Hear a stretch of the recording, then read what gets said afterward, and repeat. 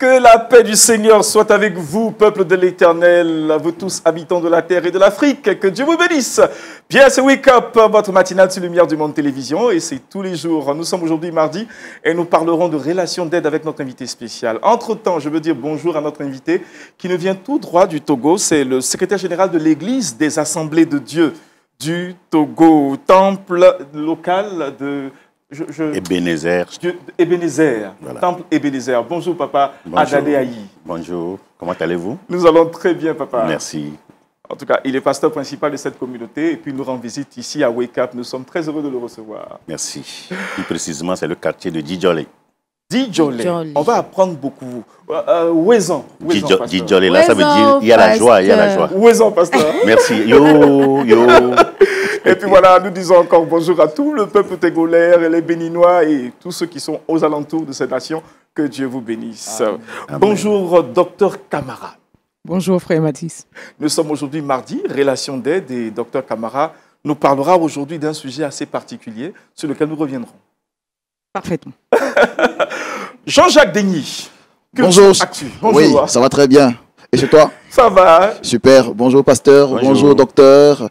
Bonjour à tous les téléspectateurs. Kate, j'aime bien ta coiffure. Oh, merci. Et puis shalom à toi, Kate. Shalom à Madi, et puis shalom à tout le monde. Et je n'ai pas oublié la salutation à tous nos frères. Tous nos frères du Togo. Monio. Donc c'est la salutation, tu regardais comme ça. Merci, bonjour. Yo. Ah, d'accord. Ah, voilà, le pasteur a répondu. Merci. Ça ressemble un peu à l'anglais. Hein? À l'anglais, oui, ça c'est un peu morning. Monio, c'est l'essentiel. Oui. Monio. Et bienvenue, c'est... Oui. Ouezan. On aura ainsi une très belle matinale et nous allons tout de suite y aller avec la dévotion matinale. Méditons ensemble.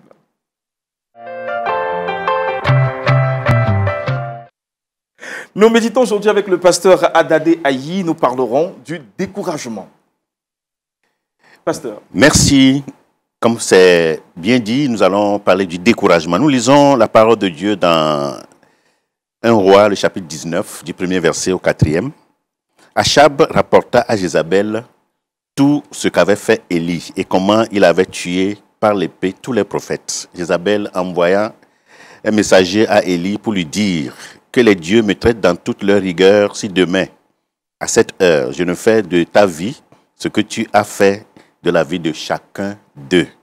Élie, voyant cela, se leva et s'en alla pour sauver sa vie. Il arriva à Beersheba pour sauver sa vie. Beersheba qui appartient à Juda, et il y laissa son serviteur. Verset 4. Pour lui, il alla dans le désert où, après une journée de marche, il s'assit sous un genêt et demanda la mort en disant: c'est assez, maintenant, Éternel, prends mon âme, car je ne suis pas meilleur que mes pères. Alors, nous allons parler du découragement. Et nous savons tous que le découragement, c'est la portion de tout le monde. Nous sommes une fois passés par là. Et nous n'allons pas dire que nous n'allons pas du tout en passer encore sur cette terre. Bien sûr.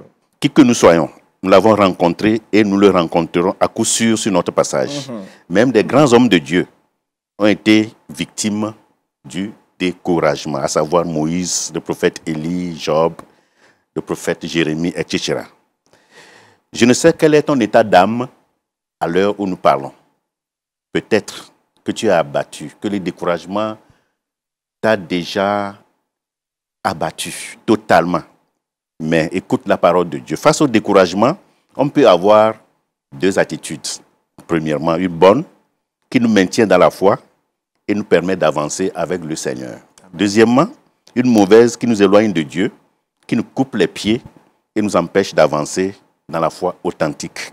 Alors, sous l'influence du découragement, cette deuxième attitude nous pousse à céder au désespoir et à envisager même le suicide. Car, ne voyant plus aucun sens pour la vie, on demande même la mort, comme le cas d'Élie, dont nous venons de lire l'histoire. Par contre, ceux qui savent apprécier les bontés de Dieu et qui ont un sens pour leur vie, qui savent que la vie est un don précieux de Dieu et qu'elle vaut la peine d'être vécue maintenant et à l'avenir, gardent leur stabilité malgré les tempêtes et leur état d'âme souffrant. Il garde la tête sur les épaules, comme on le dit, et avance malgré tout par la foi. Alors, nous avons commencé cette année depuis le 1er janvier jusqu'à cette heure. Je ne sais ce qui t'intrigue présentement, mais je voudrais te rassurer que tu n'es pas seul dans cette situation. Amen, amen. Tu n'es pas du tout seul. Alors, je m'en vais donc vous parler dans un premier temps des causes, des conséquences et des remèdes du découragement. Premièrement, essayons de comprendre. Le découragement, c'est la perte de courage, la perte de toute confiance, la perte d'énergie devant une difficulté. Les causes du découragement sont multiples. Premièrement, il y a le cas d'Élie dont nous venons de parler, les menaces, surtout les menaces de mort. Quand vous êtes menacé et surtout qu'on veut enlever votre vie, on a peur et on se laisse au découragement. Le cas d'Élie en est un exemple palpant parce que la femme du roi Achab est allée rapporter tout ce que Élie a fait au prophète de Baal. Et la femme a lancé un défi à Élie. Élie, ce grand homme de Dieu, ce grand homme de foi, celui qui a même tenu tête à plus de 450 prophètes de Baal, celui qui a prié, le feu est descendu du ciel, celui qui a prié, le ciel est fermé pendant 3 ans et demi, a fui devant une femme, une simple femme. Devant une vraie menace de mort également. Vraiment, cela arrive. Nous ne devons pas blâmer le prophète Élie dans cette situation. Cependant, il s'est retrouvé très loin de Dieu et il a demandé même la mort en disant qu'il est resté lui seul, le vrai prophète. Mais Dieu lui a dit qu'il n'est pas resté seul. Il en a réservé encore d'autres qui peuvent tenir tête à tous ceux qui lancent les défis à Dieu. Moïse, de son côté, vivant une situation similaire, avait dit à Dieu, plutôt que de me traiter ainsi, tue-moi, je te prie. Si j'ai trouvé grâce à tes yeux et que je ne vois pas mon malheur. Nombre 11, verset 15. Quant à Job, dans le désespoir, il dit, pourquoi ne suis-je pas mort dans le ventre de ma mère? Pourquoi n'ai-je pas expiré au sortir de ses entrailles? Job 3, verset 11. Et le prophète Jérémie dira, maudit soit le jour où je suis né. Que le jour où ma mère m'a enfanté ne soit pas béni. Maudit soit l'homme qui porta cette nouvelle à mon père. Il était né un enfant mâle et qui le combla de joie. Jérémie 20, 14, 18. Notons bien ceci. Quand quelqu'un est dans le désespoir, quand quelqu'un est découragé, quand quelqu'un est déprimé, il préfère s'asseoir et ruminer ses problèmes. Là où tu es présentement là, est-ce que tu penses que tu as encore une raison de vivre? Ou bien tu penses pratiquement à la mort? Tu as démissionné? Écoute bien la parole de Dieu. Ceux qui ont un sens positif pour leur vie, eh bien, ils ont toujours de l'espoir. Même si tout semble impossible, ils ont toujours de l'espoir. Ils savent que l'espoir est toujours permis. Et je vous dis la vérité, quand nous sommes en Christ, le meilleur est toujours à venir. Alléluia. Jésus a le dernier mot sur notre vie. Ce ne sont pas les circonstances. Si nous avons un grand Dieu, eh bien, aucun problème ne sera plus grand que notre Dieu là. Une fois, un grand homme de Dieu qui s'appelle Polycarpe a vécu aussi une situation similaire. Il était persécuté à mort. Persécuté.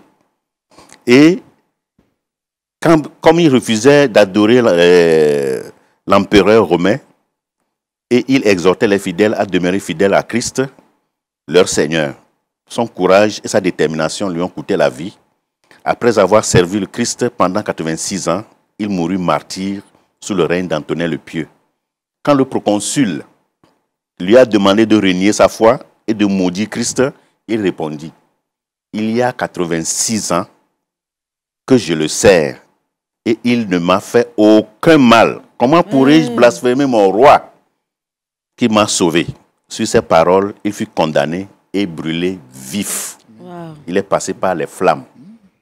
Et comme les flammes allaient dévorer son corps, il prononça cette prière. Seigneur, je te remercie, toi qui m'as trouvé digne de vivre cette heure, afin que je fasse partie de tes témoins. Alors, je le répète encore, je ne sais pas quelle situation t'intrigue maintenant, quel est ton état d'âme en cette fin d'année. Je ne sais pas si tu as vécu une situation difficile, par exemple, une déception dans ton foyer, ton mari t'a trompé, elle est allée avec une autre femme, il a oublié la femme de sa jeunesse, tu as souffert avec lui, mais aujourd'hui, il t'a abandonné. Et cela a rempli ton cœur de chagrin. Madame, relève encore la tête. Amen. Il y a encore de l'espoir. Ou tu es femme, sinon fille, tu cherches ton âme sœur depuis des années, l'âge avance. Tu es garçon, pareil. Tu dis, mais comment, Seigneur, je veux me marier. Jusqu'à quand? Ça va durer jusqu'à quand? Et tu es découragé en cette fin d'année. Écoute, le meilleur est à venir. Dieu t'a réservé un bon mari. Amen. Attends ton heure. Amen. Dieu t'a réservé un bon mari, ma soeur. Mon frère, une bonne femme. Amen. Attends seulement. Et il ne faut pas passer par le raccourci. Attends toujours le temps du Seigneur. Alléluia. Alléluia. Amen. Alors, je termine en disant aux uns et aux autres, comme ce fut le cas du réformateur Martin Luther. Il était dans un désespoir total. Sa femme, Catherine, l'a consolé et il a refusé de se laisser consoler. Alors, qu'est-ce que Catherine a fait? Catherine est rentrée dans sa chambre. Elle est allée changer son vêtement. Elle a porté un vêtement tout noir. Elle est venue se présenter à Martin Luther. Le Martin Luther, le réformateur, hein, pas le Martin Luther King. Martin Luther, le réformateur. Quand son mari l'a vu, il s'est écrié, mais qui est mort? Qui est mort, Catherine, pour que tu sois en noir? Et Catherine de lui dire, Dieu est mort. C'est pourquoi je suis en deuil. Ouais. En même temps, Martin Luther a compris que Dieu ne meurt jamais. Amen. Et il a repris courage. Amen. Alléluia. Si ton Dieu est mort, donc continue toujours par rester dans le découragement. Mais si ton Dieu est vivant et il ne meurt jamais, eh bien, reprends courage et continue. La vie est si belle. Il y a les bonnes choses qui nous attendent encore devant. Que Dieu vous bénisse. Amen. Amen. Et que sa paix soit avec vous. Amen. Amen. Amen. Amen. Très bonne méditation. Je vois déjà Jean-Jacques Denis qui veut réagir. On va juste le faire en une minute, en une phrase. Oui. Et puis nous allons prier avec les téléspectateurs. Oui, franchement, c'est d'encourager ces personnes-là parce qu'on est parfois découragé sur le chemin de l'accomplissement de notre destinée. Ouais. Parfois, on rencontre des difficultés qui nous affaissent spirituellement. Et ce genre de messages viennent donner de l'espoir. Et on croit encore que le Seigneur va faire beaucoup. Alléluia, Kate. Quand j'ai prié, mon Dieu m'a entendu. Mon Dieu m'a répondu. Amen. Son nom c'est Elishama. Amen. Elishama. Mon Dieu m'entend toujours. Mon Dieu répond toujours. Son nom c'est Elishama. Amen. Amen. Ah, vraiment, Kate. Vraiment le morceau. Oui, voilà, les mots sont forts, les mots sont forts, les mots sont forts. Merci, pasteur. Je vous en prie, parce que nous en avons besoin et je pense que je vais enfoncer le clou tout à l'heure. Amen. Alors, on va permettre au pasteur Adalé Aïe de prier avec les téléspectateurs de Lumière du Monde Télévision. Seigneur, merci pour ton amour, ta grâce, ta fidélité. En ce moment précis où nous venons d'écouter ta méditation, nous voulons te confier nos frères et nos sœurs qui sont dans l'abattement. dans le découragement total. Ils ne voient aucune raison de vivre. Ils ne voient aucune lueur d'espoir.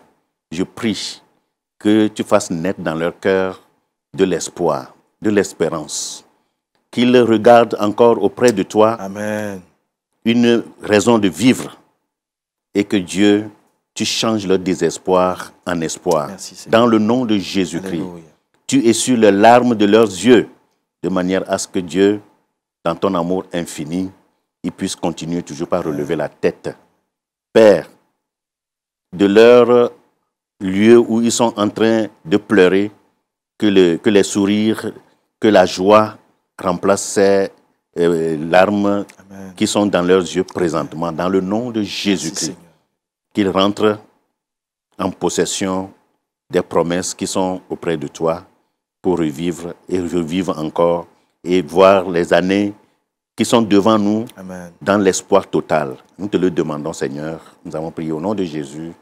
Amen. Amen. Nous sommes remplis d'espoir, nous sommes remplis de capacité car notre Dieu est vivant. Et puis nous allons aller tout de suite à Culture Actu.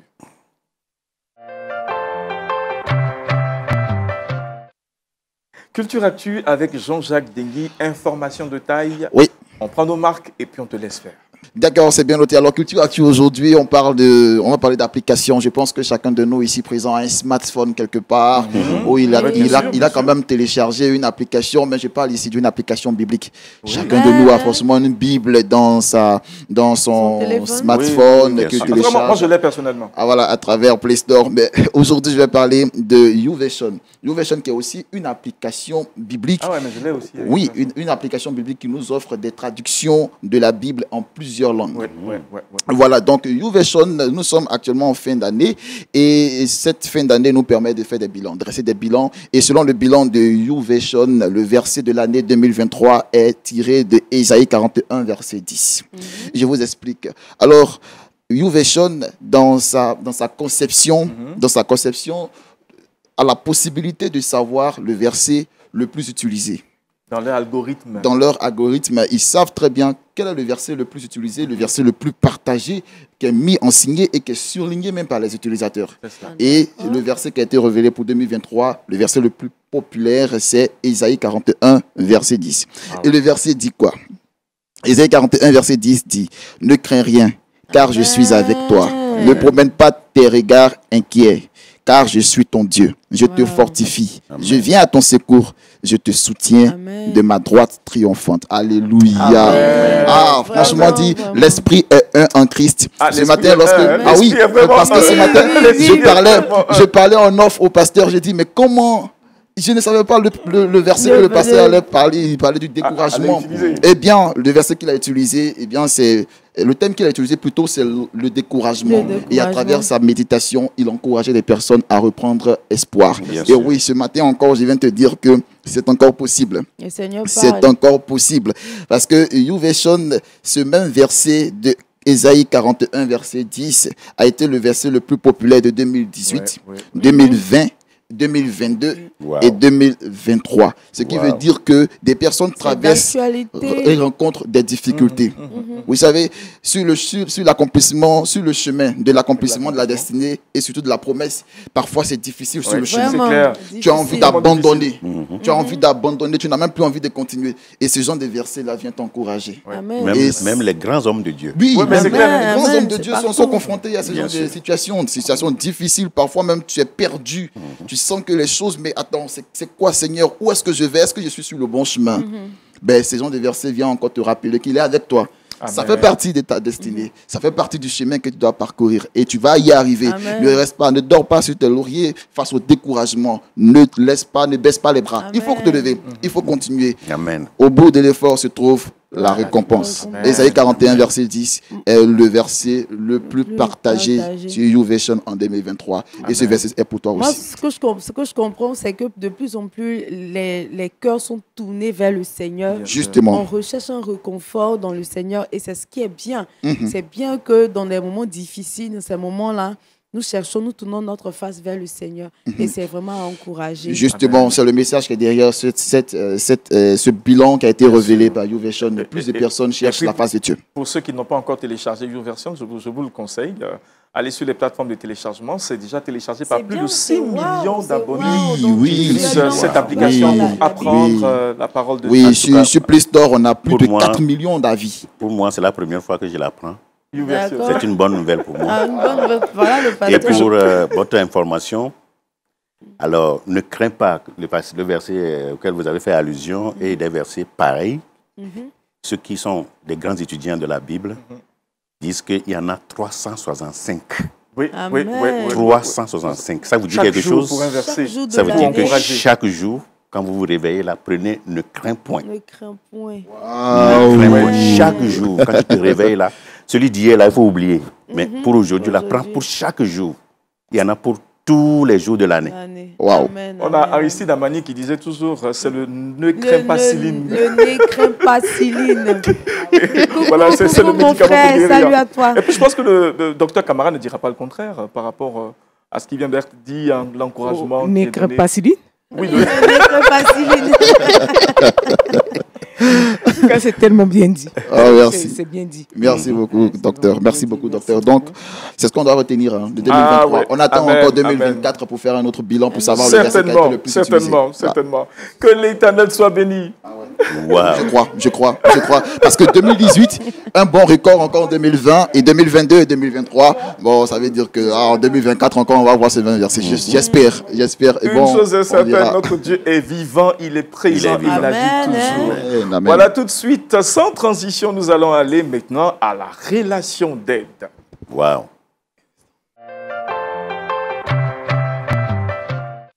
Relation d'aide aujourd'hui, nous sommes encore une fois de plus avec notre docteur Laurence Camara, qui vient aujourd'hui intervenir sur une thématique précise. Docteur, nous vous laissons soin de déployer donc la thématique sur les troubles de la personnalité. Merci, frère Madis. C'est avec plaisir aujourd'hui que nous allons parler des troubles de la personnalité dans un sens bien précis. Parler notamment de ces troubles de type narcissique. Ah. Oui, parce que nous savons que c'est un fléau. Et c'est vrai, nous avons la chance d'avoir des pasteurs avec nous, des hommes de Dieu, pour nous amener à sortir du découragement, pour nous amener à ne plus craindre. Mais il est aussi bon d'être dans une démarche de prévention pour éviter qu'on se retrouve à surcharger un peu trop nos pasteurs, nos hommes de Dieu. Tout à fait. On en a besoin. Et cette démarche de prévention, justement, nécessite qu'on en parle, qu'on parle de certains problèmes qui peuvent arriver et détruire ces personnes et les mettre en situation de découragement, de démission. Et c'est de ça que nous allons parler aujourd'hui. Amen. Je suis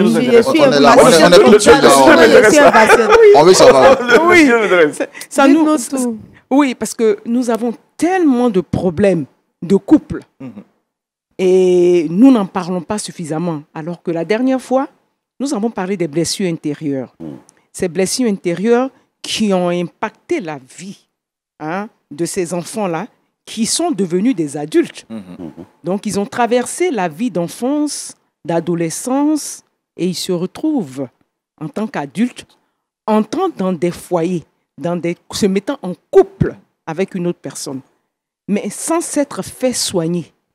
C'est un peu comme un virus qui rentre dans votre corps, qui vous rend malade, et vous allez voir le médecin, il vous traite, c'est fini. Mais quand vous avez ces traumatismes de l'enfance, tels que les abus sexuels, tels que les situations d'injustice, telles que les situations de rejet, vous ne vous sentez pas bien dans la famille, vous êtes humilié, vous subissez des injustices, vous vous sentez abandonné ou trahi.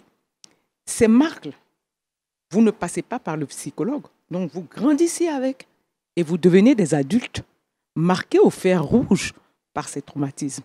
Et vous transportez donc ces traumatismes dans votre couple, dans votre foyer. Et aujourd'hui, nous sommes surpris de voir les couples se défaire, se refaire, se défaire des problèmes. Et pour dire vrai, ce qui a plutôt attiré notre attention, en tant que médecin d'abord, c'est de voir surtout, et je le dis, surtout les femmes arriver en consultation, parce que peu d'hommes s'expriment, mais les femmes commencent à parler. Elles arrivent en consultation avec des maladies chroniques que vous connaissez, diabète, hypertension, des choses pareilles qu'on essaie de soigner. Et bon, ça va, ça vient, ça va, c'est instable. Et donc, au fur et à mesure qu'on les prend, on échange avec ces femmes-là et on se rend compte que derrière, il y a un lourd problème psychologique. Il y a un lourd problème psychologique. Ces maladies sont dues à cela? Oui, bien sûr. Le stress qu'il y a en dessous, l'anxiété qu'il y a derrière ces maladies sont parfois même les causes réelles de ces maladies. Maintenant, qu'est-ce qui entraîne cette anxiété? Qu'est-ce qui entraîne ce trouble? Qu'est-ce qui entraîne ce découragement?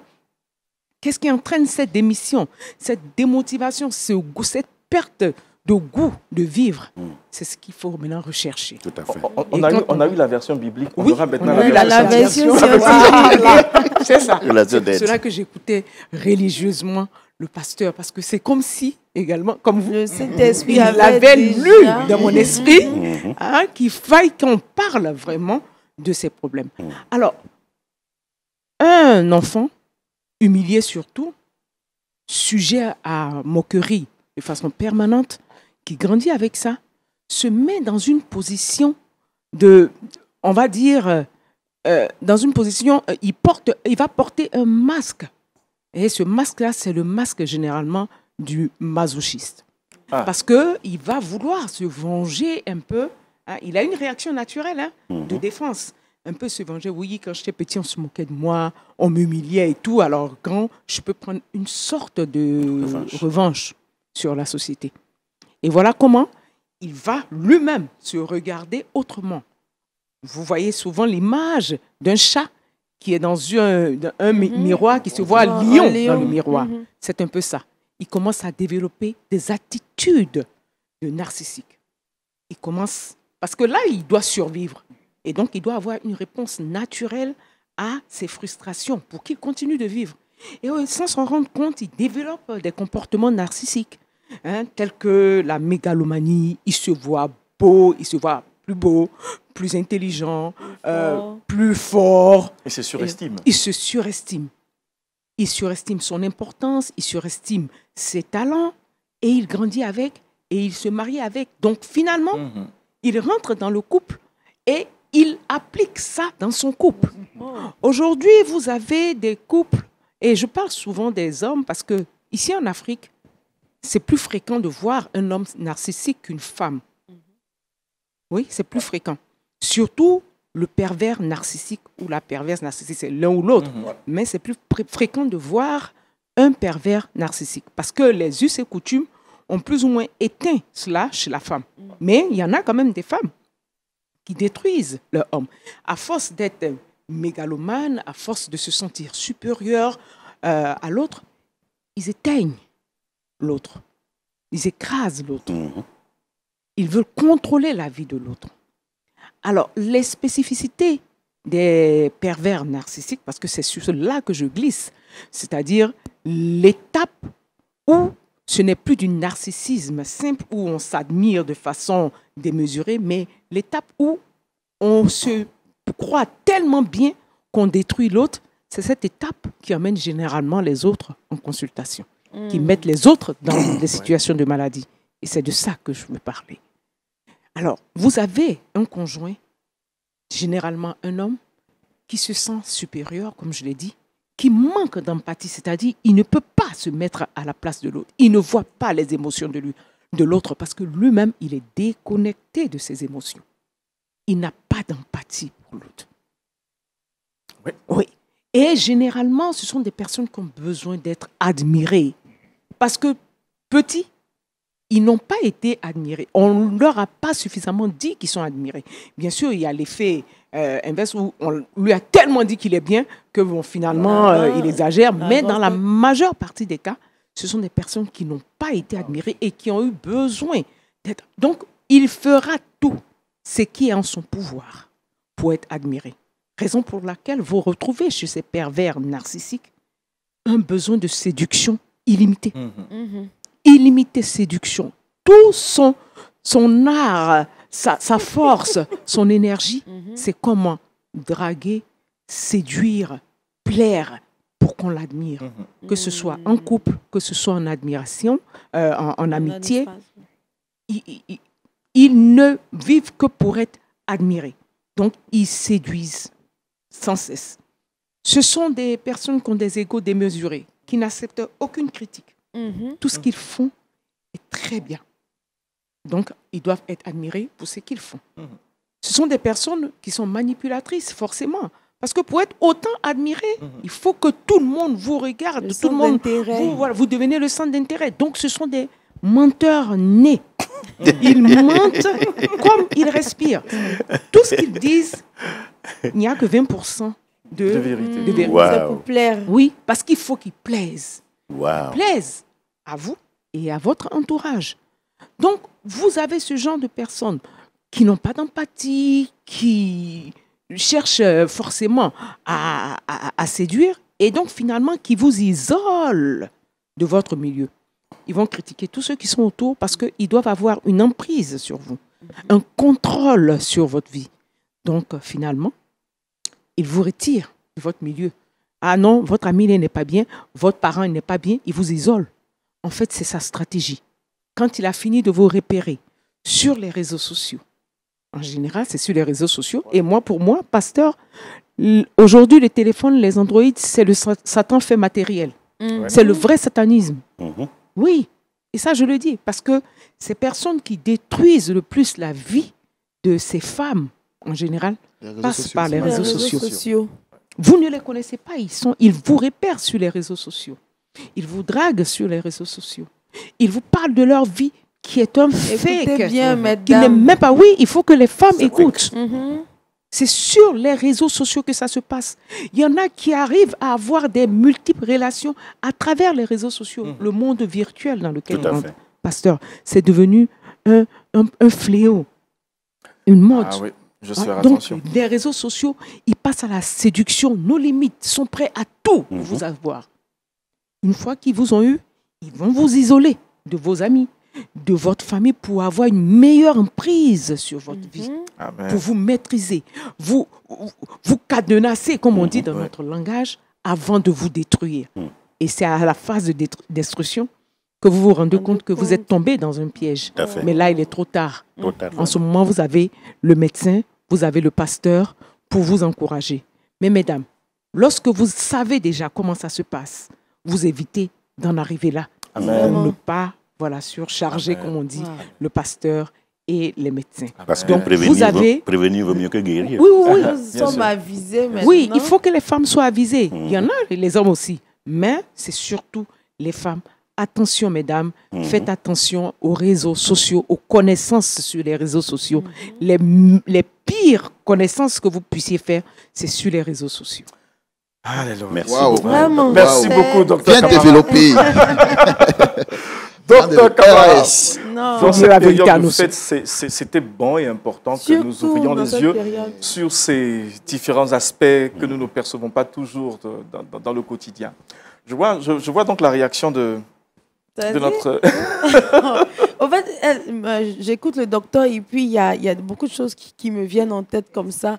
Mais il faut faire vraiment attention parce qu'après, on se retrouve dans des mariages surtout. Parce qu'après, c'est tellement intéressant que nous, les femmes, on est tellement pressés de rentrer dans les foyers rapidement. Alors, et puis, généralement, c'est après la grossesse que les soucis commencent. Oui, bien sûr.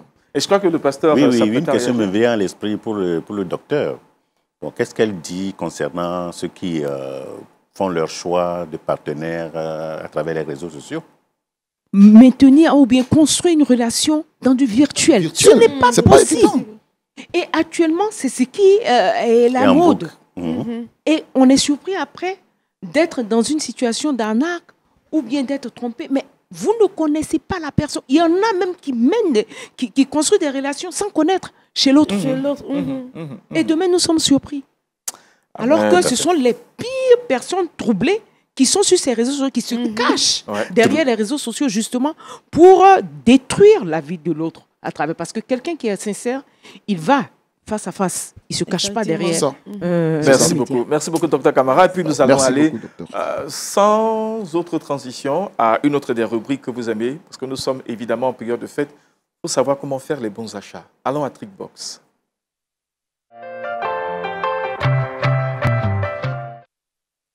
Trickbox avec Kate. Oui, alors aujourd'hui, j'ai des astuces pour vous. Le docteur nous a donné des astuces pour avoir de bonnes relations. Alors, les bonnes fêtes passent également par de bons achats, parce que des bons achats vont nous faire de bonnes cuisines et puis on sera en bonne santé. Bien sûr. Alors, j'ai sélectionné quelques astuces, quelques topos pour qu'on puisse vraiment faire nos achats. Alors, comment reconnaître le poisson frais? Comment reconnaître Le poisson frais. Frais. Oui. Wow. C'est-à-dire le poisson qui a encore de bonne Qui est encore bien- qualité. Parce que les bons Tu sais pourquoi achats... il pose la question, tu sais qu'il aime cuisiner. Oui, Ouais, Denis, mais bien c'est sûr, il vrai rate ses que repas. par Ouais, moment, de il temps en rate les temps, de temps en repas. temps. Mais bon, il n'abandonne pas. J'apprends il sur le continue. tas. Je pense qu'il va persévérer, ça va aller. Donc, le poisson frais. C'est vrai, on va dire, non, le poisson est déjà frais, mais est-ce qu'il est de bonne qualité? Parce que les bons achats, c'est acheter des aliments qui sont de bonne qualité. Yeah. Donc, comment reconnaître un poisson frais? Le poisson frais, généralement, les écailles sont brillantes. Et puis, le poisson a des yeux brillants. Vous allez voir que les bronchies sont rouges ou roses.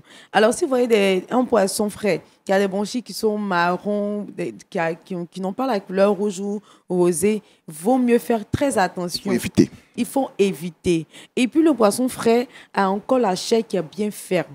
Donc, il y a la chair qui tient sur la colonne vertébrale du poisson. On ne va pas avoir un poisson frais qui a la chair qui se détache déjà des arêtes, tout ça. Le poisson n'est pas frais, maman.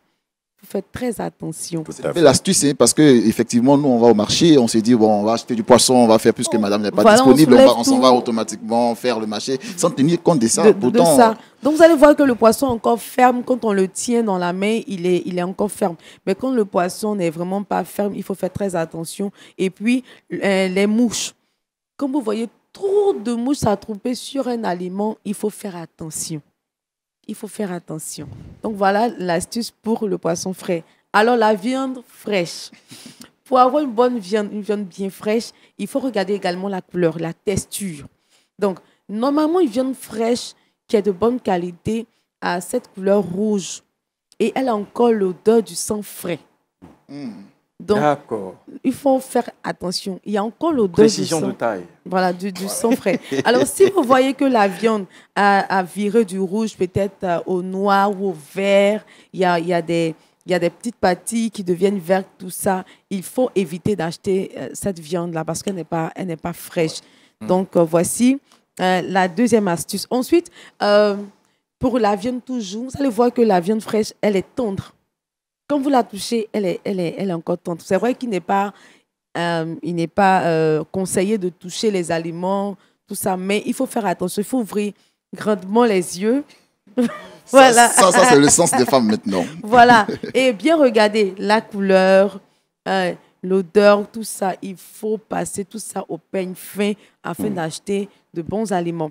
Ensuite, pour les aliments dans les conserves, il faut regarder la date de péremption. Ça, c'est- Généralement, on fait c'est des clair. achats, C'est on ne clair. fait pas Sans en tenir attention compte. Pourtant, c'est important. aux dates de péremption, surtout que pendant les fêtes, il y a de tout sur le marché. Et généralement, tout est moins cher. Ouais. Moins cher coûte cher, maman. Fais attention.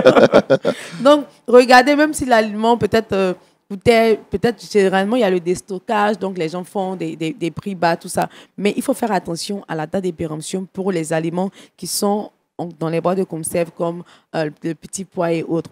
Alors, pour les légumes, il faut faire attention à la texture.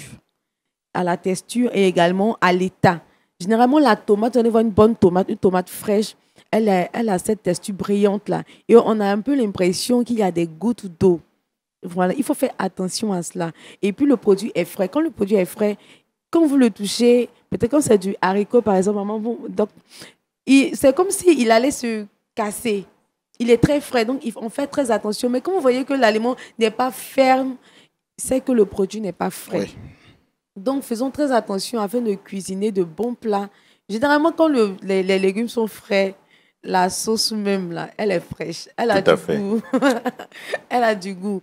Donc, voilà des astuces que j'ai voulu partager avec vous. Donc, désormais, vous savez comment faire un bon achat Ce sont de pour très la bonnes viande astuces. fraîche, Super. le poisson frais, les boîtes de conserve et même les légumes. Bonne fête de fin d'année à vous. Merci. Amen. Et merci C'est des beaucoup petits à détails toi qui nous pour échappent parfois. Ces astuces Oui. importantes en période de fête Fête. pour des achats assez pertinentes. Merci beaucoup. Et puis, nous terminons notre point de chute pour cette matinale avec le saviez-vous.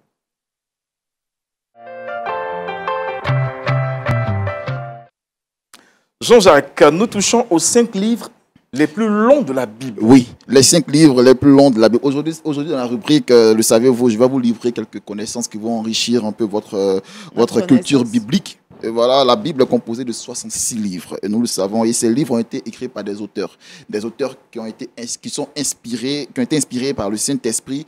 Et parmi ces auteurs, certains se sont distingués par le nombre de chapitres de la Bible. Vous voyez, en termes de volume, je vais vous donner seulement 5. Sinon, il y en a plus, mais je vais vous donner 5. Le premier livre, bon, je sais que tout le monde connaît. Vas-y, Oh, c'est sous l'assistance du pasteur. Sous hein. l'assistance du- avec le regard. Denis, le pasteur te regarde. Avec le regard. C'est le pasteur, il est comme ça. J'attends le petit. Non, je vais vous donner de bons. Non, je compte sur vous. de Hein. bonnes réponses. Voilà. Alors, le premier livre, c'est Psaume, 150 chapitres. Ensuite, Ésaïe, 66 chapitres. Jérémie, 52 chapitres. Exode, 40 chapitres. Et dans le Nouveau Testament, Matthieu, 28 chapitres. Amen. Alors, prenez vos stylos et vos blocs-notes, parce que c'est ça aussi, hein, à Wake Up, on Amen. apprend. Donc, Psaume, 150 chapitres. Ésaïe, 66 chapitres. Jérémie, 52 chapitres. Exode, 40 chapitres. Matthieu, 28 chapitres. Voilà. Amen. Et c'est d'ailleurs dans l'un de ces livres qu'on va tirer certainement notre verset boussole. C'est Bien sûr. ça. Verset boussole. Et le livre d'Ésaïe, de 66 chapitres-là, est dit aussi la Bible en En miniature. miniature, 66 oui. livres, 66 chapitres. 66 chapitres. Voilà. Alors, Merci nous avons beaucoup. pratiquement terminé, donc nous sommes avec notre verset boussole. 1 Roi 19, 3. Élie, voyant cela, se leva et s'en alla pour sauver sa vie. Il arriva à Beersheba, qui appartient à Juda. Amen. Amen. Toute l'équipe de production se joint à moi pour vous dire au revoir. Nous nous retrouvons la semaine prochaine avec toujours le même amour, la même fidélité et puis la même joie de vivre. Que Dieu vous bénisse. Allez, au revoir.